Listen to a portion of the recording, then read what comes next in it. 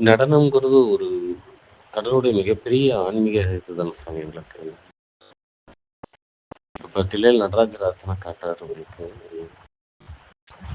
ஒரு ஒரு லெவலுக்கு மேல உங்களுக்கு இப்ப நாங்க இந்த முருகனுக்கு மாலை போட்டிருக்கும் போது வீட்டுல வச்சு பஜனை பண்ணுவோம்.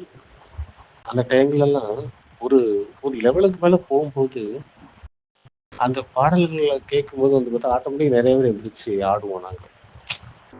யாரும் இங்க டான்சர்ஸ் யாரும் கிடையாது. ஆனா ஆட்டோமேட்டிக்கா அந்த ஒரு நம்ம உடம்புல அந்த ஒரு ஆட்டத்தை கொண்டு வந்துடும்.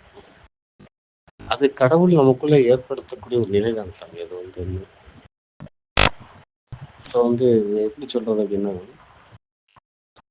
நம்முடைய பகவான் வந்து ஒரு இடத்துல போய் நடனம் ஆடி இருக்காருன்னா, அப்ப அவர் வந்து பார்த்தா மிகப்பெரிய லெவல்ல வந்து நல்ல விஷயங்களை பரப்ப ரெடி ஆயிட்டாருன்னு அர்த்தம்.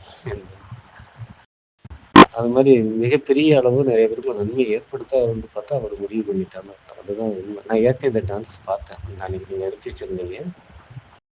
பார்க்கவே மனசுல தான் ஓடிச்சு. ஓகே, கடவுள் தயாராகிட்டாரு. உட்காந்தே தியானம் பண்ண கடவுள் எந்திரிச்சு வந்து பார்த்தா ஆக்சன்ல தயாராகிட்டாரு அப்படிங்கிற அவருக்கு அந்த ஸ்டேட்டிக் டைனமிக் சொல்லுவாங்கல்ல, அந்த மாதிரி வந்து பார்த்தா கடவுள் இயக்கத்துக்கு தயாராகிட்டாரு.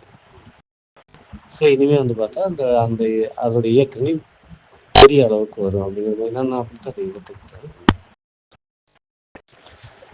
நிறைய நமக்கு பர்சனல் லைஃப்ல சில நேரங்களில் சில சோதனைகள் வந்தாலும் கூட அது கூட அந்த கடவுள் மேல ஒரு நம்பிக்கையில வந்து பார்த்தீங்கன்னா அதுவுமே அப்படியே கரைஞ்சு ஓடிடுது. அதை நம்ம கண் கூட பார்க்கத்தான் செய்யுது. சில நேரங்கள் ரொம்ப மனசு ஒரு மாதிரியா இருந்தா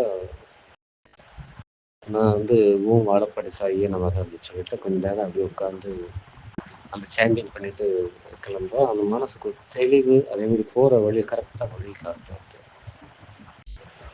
அப்ப நமக்கு முன்னாடி பகவான் நடனம் ஆடிக்கிட்டே போறாருன்னு அர்த்தம். நம்முடைய பாதையை அவர் வந்து சந்தோஷமாக்குறாரு அப்படிங்கிறது அர்த்தம்.